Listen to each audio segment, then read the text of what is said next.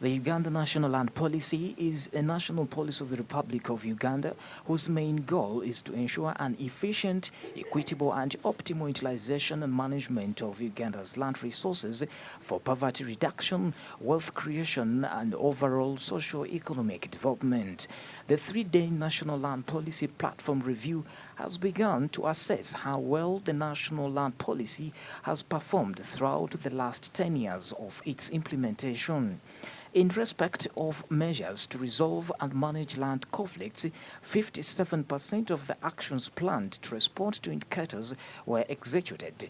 These include 2 assessments on land dispute resolution and the land governance framework and the cancellation of 4,707 land titles issued in Central Forest Reserve.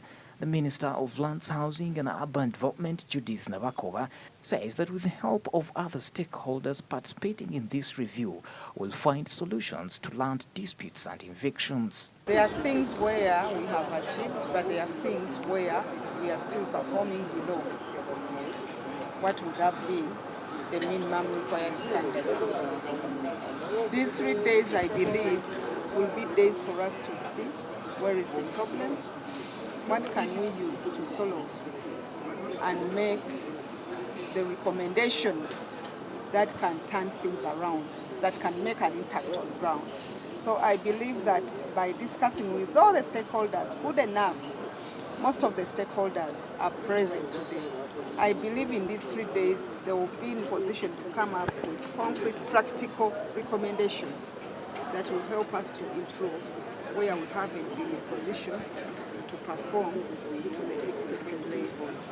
Where we have been in position, we shall maintain, but where we still need to improve, we have to think practically with all the stakeholders, using the whole of government approach. Because when you talk about disputes, land evictions, land grabbing, this calls for everyone's involvement, not only the ministry. The ministry, we are at the policy level, but remember evictions happen in communities where we have LCs, where we have government workers, where we have RDCs, meaning that the duty bearers in those respective areas have also to wake up and do their work as expected by government, but also from the communities they are serving. Regarding emerging issues in respect of Uganda's land question, evictions on registered tenures are on the rise despite presidential directive and sensitization efforts affirming nature of tenants' stay on registered tenures. That the judiciary has decentralized its services.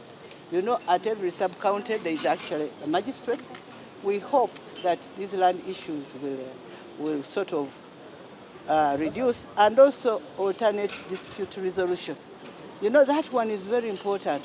Where a brother and a brother are fighting, bring them together, dialogue, solve the problem, the cases will reduce.